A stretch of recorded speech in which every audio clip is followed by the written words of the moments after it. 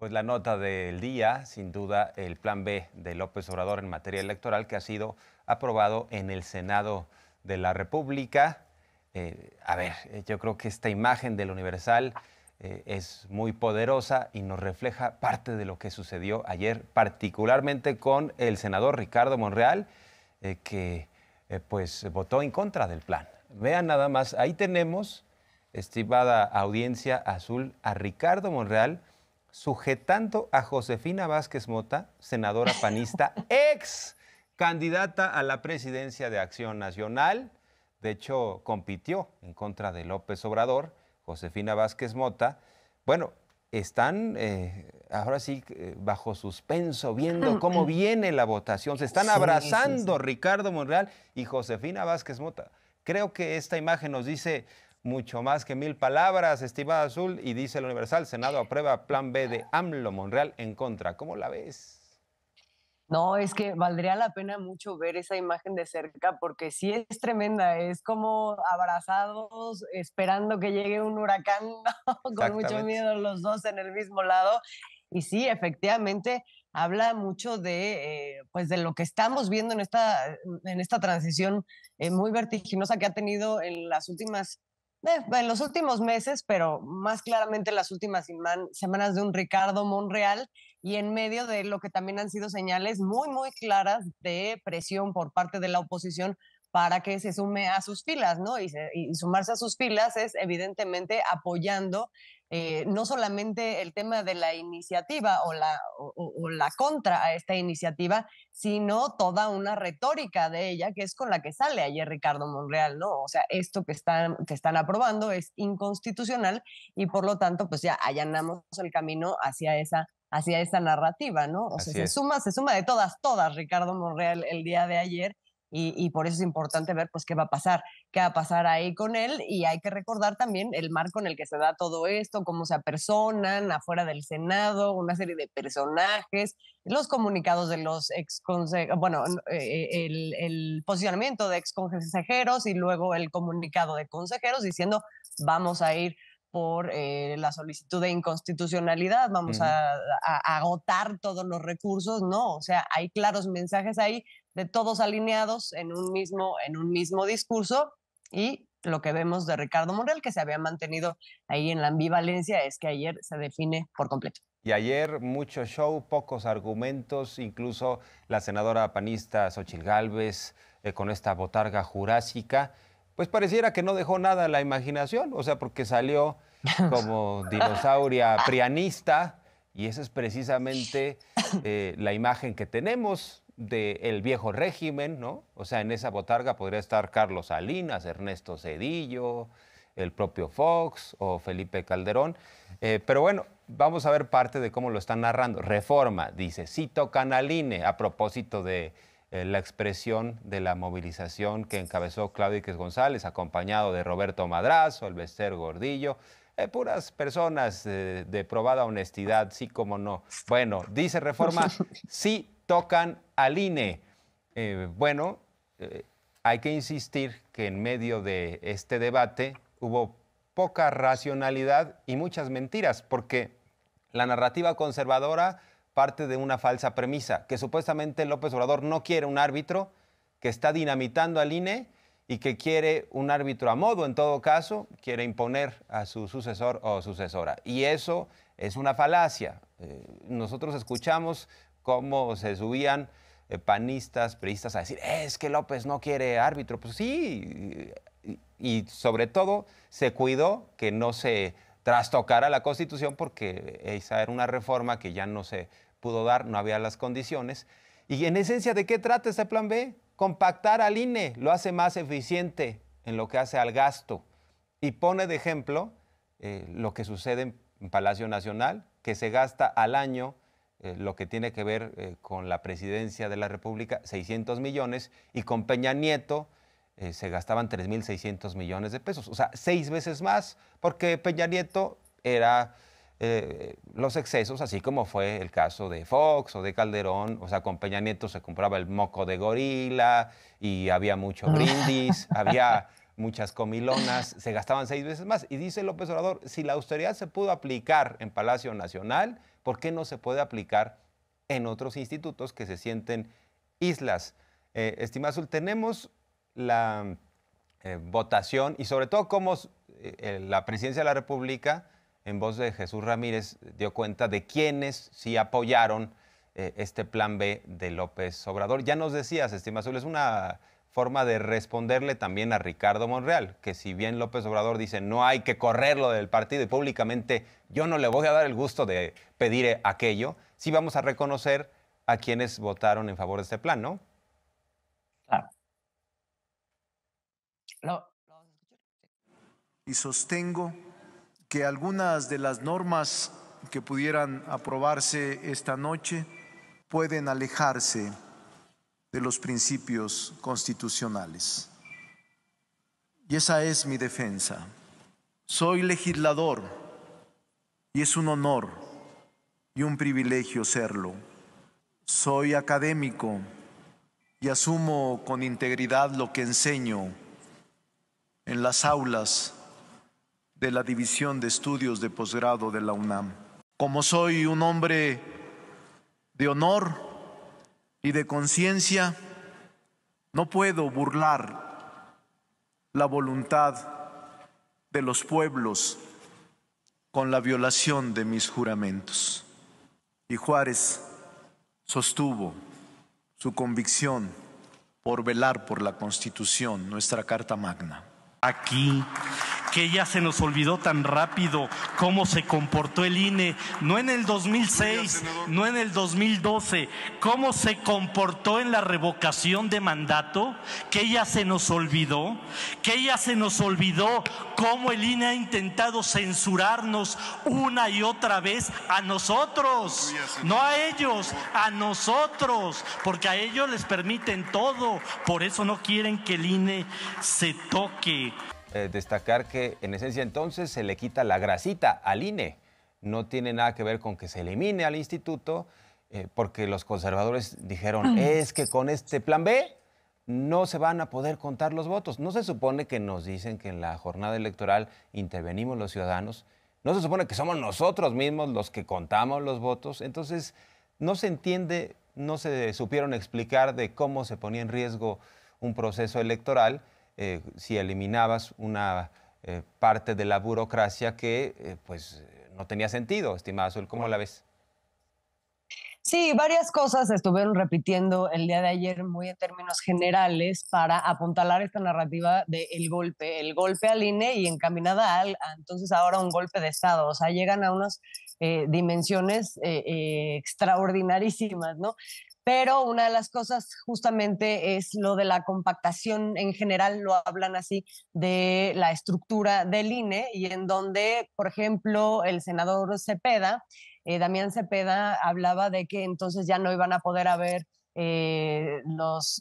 quienes estaban de funcionarios de casilla, y ya no iba a poder haber capacitados y todo. O sea, cuando habla de estas generalidades, entonces es como si ya no hubiera ningún tipo de personal que fuera a acompañar las elecciones de manera operativa. Ayer la senadora Antares explicaba que muchos de estos eran, de hecho, personal eventual, o sea, que se da en función de cuándo se operan las elecciones. Entonces, hay muchas inexactitudes que se están manejando a propósito de este tema, en donde se intenta poner un escenario donde, bueno, ya no vamos a tener ningún aparato electoral, cosa que es mentira, absolutamente mentira. Y como eso, varias cosas también, que era parte de lo que señalaban, ¿no? O sea, no se pueden referir a un artículo en especial que sea inconstitucional y que esté demeritando la capacidad de las instituciones de poder hacer frente a las elecciones. Y el presidente López Obrador sobre Monreal dice nada de purgas estalinistas, el pueblo pone a cada quien en su lugar. Vamos a escuchar esta respuesta de López Obrador.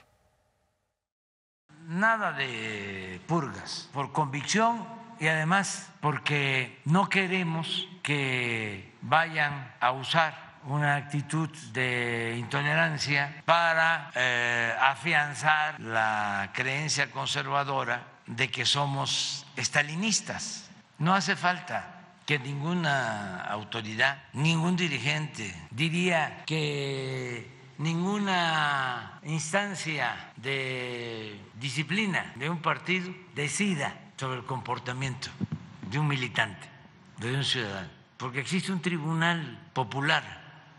Y ahora le damos la bienvenida al senador César Cravioto, senador por Morena. Muchas gracias por la entrevista. Muy buen día, senador. Hola, Jorge Armando. Hola, Azul. ¿Cómo están? Buenos días. Bien, gracias, estimado senador. Buenos días. No sé si ya pudiste observar la imagen del Universal en primera plana, al coordinador de Morena en el Senado, Ricardo Monreal, abrazando a Josefina Vázquez Mota, senadora del PAN, esperando la votación de este plan B. Ricardo Monreal votó en contra de este proyecto del tabasqueño que regresa a la Cámara de Diputados. ¿Cuál es tu lectura de esto, senador? Creo que es una imagen que dice más que 1000 palabras. Bueno, yo diría que también el Universal pudo haber sacado muchas fotos de senadoras y senadores del movimiento abrazándonos, aplaudiendo y estando muy contentos porque logramos sacar esta votación a favor, porque no logró la derecha dividir al grupo. El grupo compacto pues votó a favor de la reforma. Esa es la nota. La nota es que sacamos la reforma. Había muchos nubarrones, había muchas apuestas de que no íbamos a sacar las reformas y todo eso no ocurrió. Ocurrió que le cumplimos a la democracia, le cumplimos a los mexicanos, le cumplimos al proyecto de la Cuarta Transformación y eso es lo relevante. Sin duda, César, una de las cosas que se especulaban era que junto con Ricardo Monreal iba a haber también un traslado de algunos otros senadores de Morena en el sentido contrario a la reforma. Eso efectivamente no ocurrió. Me parece que solamente uno, el caso de Rafael Espino, votó en contra igualmente. Y sin embargo, sí, esta situación, que creo que es un poco lo que refiere la foto del día de ayer, pues pone en cuestionamiento los distintos roles que juega Ricardo Monreal dentro de Morena, más allá de su militancia misma como coordinador de la Jucopo, como coordinador de Morena, no, como jefe de la Jucopo, coordinador de Morena, y qué pasa también a partir de esto sobre su papel como jefe de las áreas administrativas y de comunicación social ahí en el Senado. Estas son cosas que me imagino se están planteando dentro de la bancada. Bueno, estamos todavía en la discusión de la reforma electoral. Apenas sacamos como alrededor de las 7:30 de la mañana el primer dictamen después de más de 1000 artículos que se reservaron y ahorita estamos en la discusión del segundo dictamen. O sea, vamos por partes. Primero tenemos que terminar de sacar esta chamba. Ya sacamos la primera parte de la chamba. Ya salió la votación antes de las reservas. También ganamos esa votación. Y ahora, bueno, pues vamos a ver cómo se conducen las reservas, cómo se conduce el debate de las reservas y después la votación ya en lo particular después de las reservas. Esa es nuestra tarea hasta el día de hoy y con eso cerramos el periodo ordinario. Sí. Cuando hay un cambio, cuando hay un nuevo periodo, pues siempre el grupo se reúne, revisa los temas del propio grupo y ahí seguramente discutiremos muchas situaciones, pero ahorita lo importante es seguir pendientes de sacar esta tarea que es muy relevante para la democracia del país, es muy relevante para que tengamos un marco legal electoral que nos dé más certidumbre a todos y que le quite todas esas derroche que ha tenido el INE y todas esas atribuciones que se había auto-otorgado el INE, que después de esta reforma ya no va a poderse auto-otorgar el INE. Eso es muy importante. ¿Cuáles son los puntos centrales de Por lo eso que aprobaron? por eso están tan enojados en realidad los de la oposición. Senador, si quieres, sería importante para la audiencia que nos expliques cuáles son los puntos centrales de este dictamen que ya se aprobaron, porque lo que escuchamos de la senadora Lili Téllez del PAN, también de Xóchitl Gálvez, es que implica esto la destrucción del INE y que no va a haber procesos electorales con certeza. Sí, yo en una de las varias intervenciones que he tenido en todo este proceso de la reforma, les decía que se habían vestido de rosa porque parecía que estaban grabando un capítulo de La Rosa de Guadalupe. De La Rosa de Guadalupe. Todo era un drama, ¿no? Todo era un drama, todo era, se va a acabar la democracia en este país, estamos destruyendo las instituciones y realmente son mentiras lo que estuvieron manejando en la opinión pública. Pues, ¿qué no estuvimos escuchando, por ejemplo? Que el padrón electoral iba a pasar a gobernación, iba a pasar al gobierno. ¿Sí? Ya después, cuando ya vieron que en el documento no decía nada de eso, se me echaron para atrás, pero por decir una mentira. Y yo ahí les hablé de 4 mentiras, por lo menos de 4 mentiras importantes. Primero, que no tuvieron tiempo, que no quisimos debatir con ellos. Mentira. Hace 6 meses que está el tema electoral en la agenda pública del país. 6 meses. ¿Qué propuesta escuchamos? ¿Qué propuesta pusieron en la mesa los de la oposición? Ninguna. Solo pudieron hilar una frase: el INE no se toca. Fue todo lo que hicieron en 6 meses. Y ahora se quejan de que no los escuchamos, de que sus opiniones no fueron tomadas en cuenta. La otra gran mentira es la famosa inconstitucionalidad de la ley. ¿Qué se creen ellos para decir que ellos tienen la verdad absoluta de las leyes? Todas las leyes son interpretables. Entonces, a decir que se va a votar, perdón, creo que se va a votar ya se va a tener la votación final. No quiero aparecer ahí que no la tomé. No, bien, senador. ¿Me podrían permitir 3 minutitos y regreso? Sí. Más adelante, si podemos, lo hacemos con mucho gusto. Sí, por Gracias, favor. senador. No se va a perder la votación y luego nos andan culpando a nosotros. No, hombre, como no ya... van a decir que ya me fui con la derecha. Estimado senador... si bien no me tardo mucho... Adelante, regresamos contigo más adelante. Y si no, sale.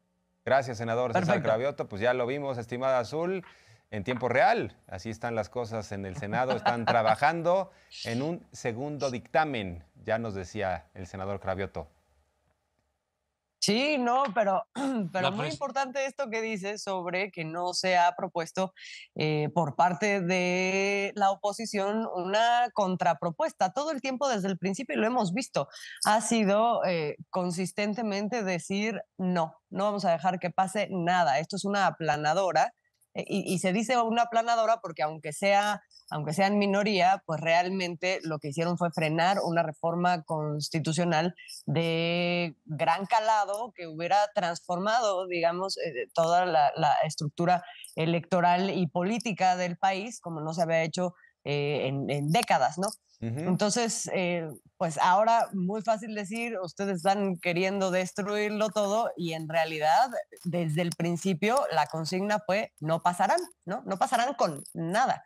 Y bueno, pues aquí también estamos viendo la serie de situaciones que se están sacrificando en medio, ¿no? O de iniciativas que tienen que ver con las acciones afirmativas, que tienen que ver con la eficiencia de la operación de órganos electorales que hasta ahora han sido ostentosos, y que tienen que ver también con la forma en que se ha venido conduciendo las autoridades electorales. Esto que dicen se le están quitando dientes al INE, también lo escuché decir ayer a propósito de una de las partes de la iniciativa que dice, pues ahora el INE no va a legislar, pues es que el INE ha venido teniendo ya superpoderes, ¿no? O sea, en todos los sentidos.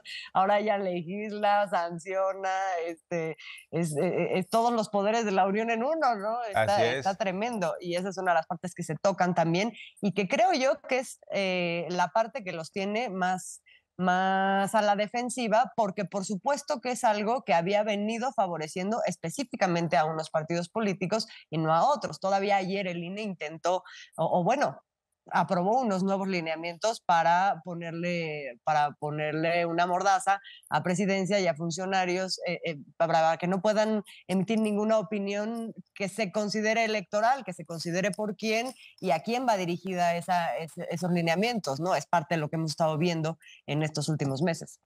Ungido el INE como supremo poder conservador. Y pues sí, hay que destacar que esta reforma, este plan B de López Obrador, acota la posibilidad de fraudes electorales, se cancela la posibilidad de que existan estos monederos electrónicos en los cuales dispersaban el dinero y compraban el voto en otros procesos. Ahora, el truco de los conservadores es decir, es que no es momento para un cambio de las reglas del juego. Pues ellos pues van a comentar que nunca es momento, porque en México siempre hay elecciones. El próximo año tienes Coahuila y Estado de México, y en el 24 el proceso federal. Pero si te vas año con año, siempre hay algo en disputa, ya sea entidades, ya sea presidencias municipales. Vamos a escuchar algo de lo que planteó López Obrador sobre la importancia de la esencia, ¿no?, de esta reforma, este plan B aprobado en el Senado. La presidencia manejaba un presupuesto de 3.600 millones de pesos. 3.600 millones de pesos. Y ahora estamos terminando el año y no vamos a llegar a los 600 millones. ¿Y qué? ¿Era mejor la anterior presidencia? No. Vamos a decir, estábamos parejos o estamos parejos en igualdad de circunstancias. Y lo otro que tiene esta ley, que es muy importante, pues es que se va a cuidar que no compren los votos, porque, ¿cómo se llama el promotor social? Claudio X González, el activista social, es un experto en juntar dinero, porque pertenece a los potentados del país. Pues retomamos también ya la conversación con el senador César Cravioto, senador de Morena. Hola. ¿Cómo está la cosa? ¿Ya votaste? A ver, cuéntanos. Ya voté, ya puedo anunciar que a favor, por supuesto. Votamos ya el segundo dictamen después de las reservas, o sea, con esto ya se termina la votación de los dos dictámenes, con esto ya quedan aprobadas los dos dictámenes, que son varias leyes que se tocan. Con esto se manda a la Cámara de Diputados. Yo entiendo que la Cámara de Diputados está convocada a sesionar hoy mismo. Entonces, en una de esas hoy también ya sale en Cámara de Diputados. Pero bueno, eso ya los diputados ya tienen sus propios tiempos y su propio ritmo. Estuvo ayer Claudio X González presionando como jefe de Sí por México. Fue quien puso de acuerdo a Alito, Marco Cortés, Zambrano, y a través de mensajes hemos visto cómo les ordena hacer determinadas cosas. ¿Qué mensaje le darías a Claudio X González frente a lo que ha dicho? Porque él comenta que es una embestida autoritaria, que es un ánimo de perpetuarse en el poder, que es una jugada ilegal, ilegítima de un pretendido dictador. ¿Qué le responderías a Claudio X González? Bueno, primero que es penoso que la oposición tenga a un dirigente que ni es político, ni tiene una agenda como tal.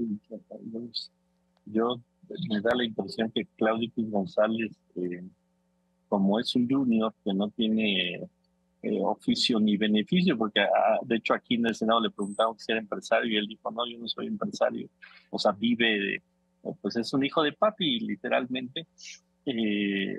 Se da se toma esa atribución de que es el líder de la oposición, pero lo penoso es que lo sigan. Ya voté.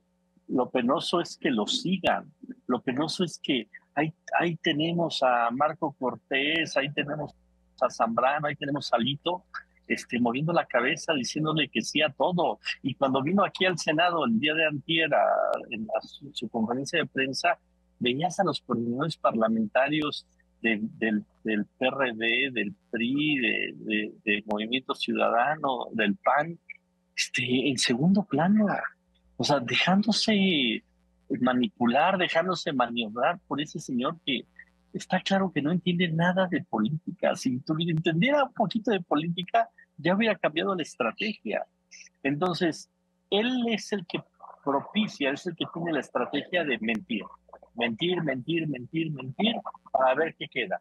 Mentir, mentir, mentir, mentir, para que la gente se le confunda. Y si logra confundir a una parte de la población, pues la verdad es que, por ejemplo, la movilización del 13 de noviembre, pues sí fue una movilización de varias decenas de miles. Y como dice el presidente López Obrador, pues hay como más o menos 30 millones de conservadores o de que están en contra del proyecto. Pues les habla a ese núcleo para tener ese núcleo sólido. El asunto es que nunca va a crecer de ese 30%, nunca va a crecer porque con mentiras pues, no va a ganar esos otros que ven no mentiras de este lado, que ven hechos, que ven programas sociales, que ven obra pública, que ven combate a la corrupción, que ven que le damos cada día más derechos a los trabajadores, que está subiendo el salario mínimo, que está estable el peso, que está estable el precio de la gasolina. Entonces, ante las mentiras, pues la mejor respuesta es verdades, es trabajo, es demostrarle a la gente que sí hay unos políticos, que sí hay una generación de políticos que no buscamos engañar a la gente, que tenemos un plan, que tenemos una plataforma y que ese plan y esa plataforma la estamos llevando a cabo y que la sociedad mexicana cada día está más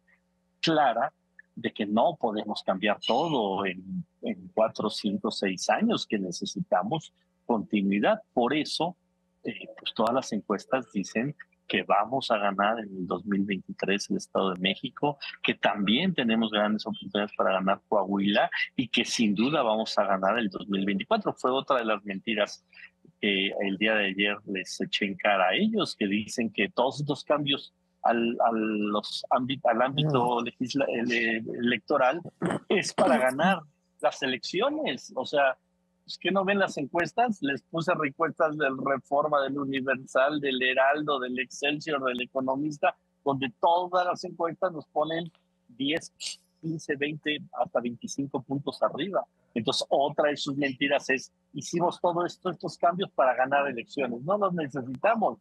Con este marco electoral les ganamos en el 2018, en el 2019, en el 2020, en el 2021, en el 2022. Con este marco legal les ganamos 22 gobernaturas y 2 veces les ganamos la mayoría del Congreso de la Unión. Entonces, pues se caen sus mentiras, ¿no? César, antes de, bueno, yo me quiero despedir con esta pregunta. Se regresa a la Cámara de Diputados. Te preguntaría qué pasó en la votación de las reservas. Se había quitado el tema del traspaso de votos entre de los partidos grandes a los pequeños. Parece ser que a partir de las reservas volvió a aparecer, ahí se votó a favor. Un poco, ¿qué pasó ahí? ¿Cómo quedó?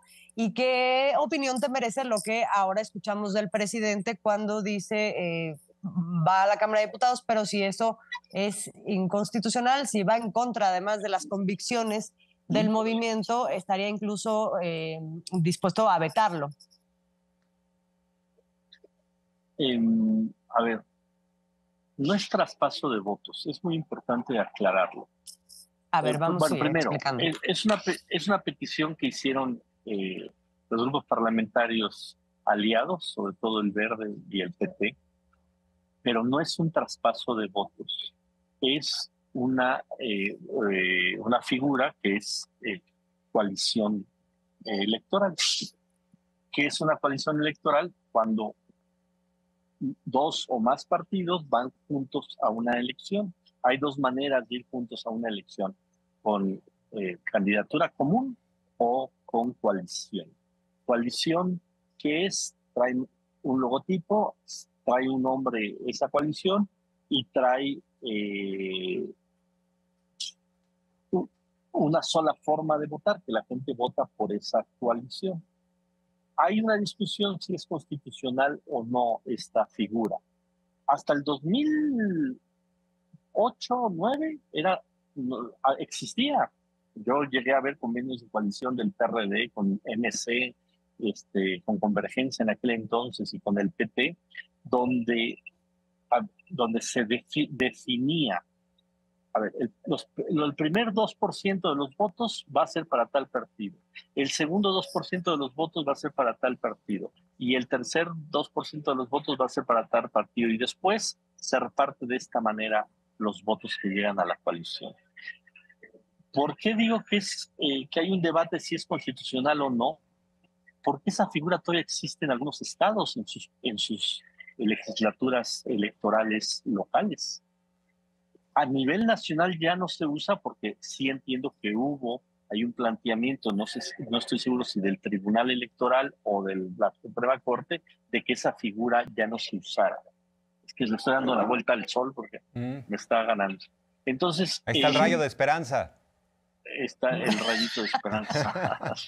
Ya se concretó, ya no es rayito de esperanza, ya es todo un sol de esperanza. Entonces, ya me sacaste de onda, Jorge Armando. Entonces. Perdón, adelante. Entonces, lo aprobamos, en efecto, pero no es una transferencia de votos. No es de que si la gente vota por Morena le pasa votos a otro partido, no. La gente vota por una coalición y la gente sabe cuál va a ser el reparto de los votos de esa coalición. Y si la gente tacha esa coalición, ya sabe que el tal porcentaje de los votos, de todos los votos que gane esa coalición, va a ser para tal partido y para tal o para tal. A mí no me parece necesariamente, como dijeron aquí también mentirosamente ellos, un fraude a la elección. Pues simplemente la gente sabe que si va a votar por ese logotipo, que son de varios partidos, pues tantos votos o tal porcentaje de los votos va a ir para un partido, para otro o para otro. Si el propio titular si la Cámara de Diputados decide modificarlo, bueno, está en su derecho. Si lo pasa a la Cámara de Diputados así y el titular del Ejecutivo decide vetar esa parte o no promulgarla, pues también está en su derecho. Si pasa a la Cámara de Diputados, pasa con el Ejecutivo y se van a una controversia la oposición y la Suprema Corte de Justicia les da la razón, pues se echa para atrás esa figura. Pero puede ser que nada de eso ocurra y que hasta la Suprema Corte diga, no, pues, si es factible esa figura, y pues esa figura quedaría como una posibilidad electoral. Y no quiere decir que así vayamos a trabajar en las próximas elecciones la coalición o la candidatura común o el bloque que encabezará Morena. Eso ya también es una definición en su momento de los partidos que decidan ir junto con nosotros. Bien. Entonces yo lo plantearía así, porque cuando dicen traslado de votos, otra vez con esas mentiras que dicen, parecería que yo voto por Morena y Morena decide pasarle los votos a otro partido. Claro. No, eso no existe. No, es importante esa puntualización. Ahí está la puntualización. Sí, estimado senador, es tenemos que irle dando paso a otros puntos. Si te parece, el espacio se queda abierto y te entrevistamos en algún otro día para que nos des cuenta de algunos otros detalles. Estimado senador, gracias por la entrevista. Sí, hay muchos temas, porque también es importante no solo caer en la narrativa de la oposición.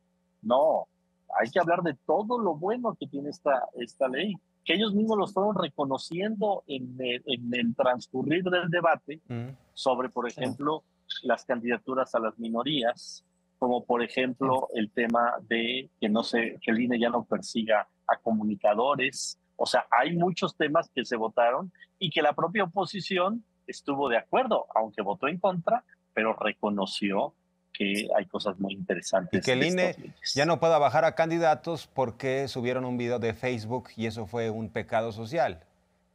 Como en el caso que ima- hicieron el ridículo con Guerrero y Michoacán, pero sí bajaron a candidatos de Morena y ahí está el antecedente, bajaron, ¿no? por eso ellos están tan enojados y por eso era tan importante para nosotros. O sea, el INE, después de estas normas, ya no se puede extralimitar, Así ya no es. puede perseguir a nadie, ya no puede censurar a nadie. Ya en una época no electoral, como sí lo hizo ahora en estos meses, ya no puede opinar sobre lo que dice cualquier ciudadano de cualquier tema político en este país. En tiempos electorales puede opinar si alguien infringe las leyes electorales. Es que se estaba extralimitando el INE, estaba ya hasta legislando, ya se sentían legisladores. Por eso no les pareció tan a la oposición. En realidad no les gustó porque le quitamos esas facultades, esa manera de extralimitarse. Que los favorecía, claro. Entonces, el INE se tocó. Se tocó ya. Sí se toca. Pues ya se tocó. Y se tocó ya. Y además era necesario que se tocara. Gracias, senador, nuevamente. Buen día. Gracias a ustedes. Buen día. Gracias y perdón por lo atropellado de la entrevista. No, regresaremos contigo en unos días. Gracias, senador César Cravioto. Pues en efecto, una reforma también en favor de la libertad de expresión. Esto es muy importante que se subraye. Y no deja de llamarme la atención, si analizamos la votación, cómo es posible que el senador Monreal diga, es que es inconstitucional, por eso me opongo. Cuando en la bancada hay alguien que conoce de leyes y que nos perdone el doctor en Derecho Ricardo Monreal, pero si él piensa que sabe más de leyes que Olga Sánchez Cordero, exministra de la Corte, que tomó importantes decisiones.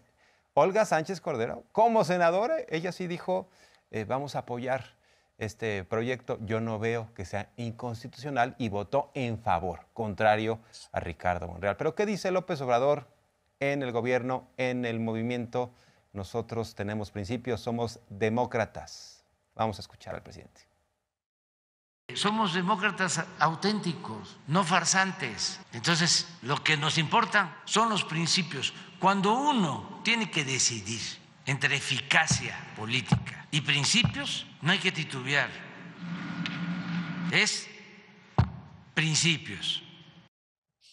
Parte de lo que dijo el presidente, estimada audiencia azul, también destacar que hubo, como suele pasar con la oposición cuando se quedan sin argumentos, mucho show, montajes. Xóchitl Gálvez, que de plano dijo, me voy a poner una botarga. O sea, obvio, algo muy planeado, ¿no? ¿De dónde sacas una botarga? Esto estaba planeado desde tiempo atrás, o sea, con el ánimo de generar, ¿no?, esta controversia. De alguna manera lo logra, pero imagínense tratando de convertir al Senado en un zoológico, ¿no? No lo tenemos. Ay, no, sí lo tenemos. Está muy sensacional, Xóchitl. Sí lo tenemos. A ver, vamos viendo, ¿no? Para que... Ahí está.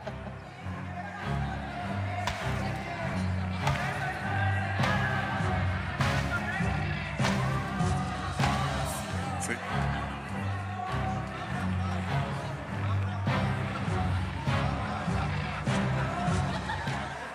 La senadora Xóchitl Gálvez, claro que puede estar la senadora Xóchitl Gálvez, ella es senadora. Lo que no es correcto es que suba a la tribuna y violente el proceso.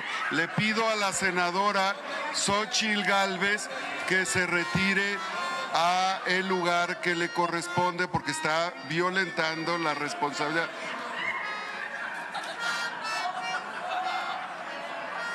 Nos corresponde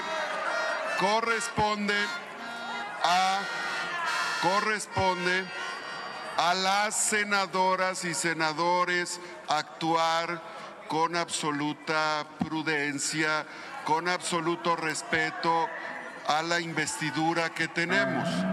La mesa directiva lo hace y se comporta con respeto con cada una de ustedes. Adelante, senador. Además, una clara falta de respeto porque toca al presidente del Senado, Armenta, en un acto de provocación, y durante el debate Xóchitl Gálvez empezó a esparcir mentiras. Dijo que cuando López Obrador saludó a la mamá del Chapo, ahí pactaron el voto para que los narcotraficantes ayudaran en Sinaloa. Imagínense el tamaño de calumnias de Xóchitl Gálvez, ¿no? O sea, para que vean en qué andan. ¿Cómo la ves, Azul? Pero son tan grandes como las de Ferriz de Con, ¿no? Sí. Se va así de lejos.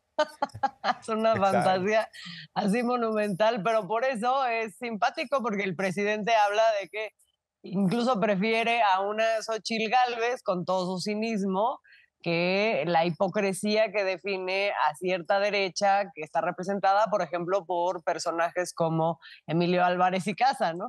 Así, vamos, Representada en su totalidad. Vamos a escuchar, Vamos a escuchar. eso que dijo el presidente. Esos son muy falsarios y cretinos. Estaba yo viendo ayer, por ejemplo, a Álvarez y Casa. Es un farsante, pero por completo. Sí, pero esta otra señora pues es más, vamos a decir, auténtica. Ya es como los charros, ¿no?, del movimiento sindical, que decían soy charro y qué. O sea, esta es así, es cínica, pero el otro es muy hipócrita, defensor de derechos humanos, independiente. ¿Y dónde termina? Pues en el conservadurismo, lo que es, pero engañan a muchos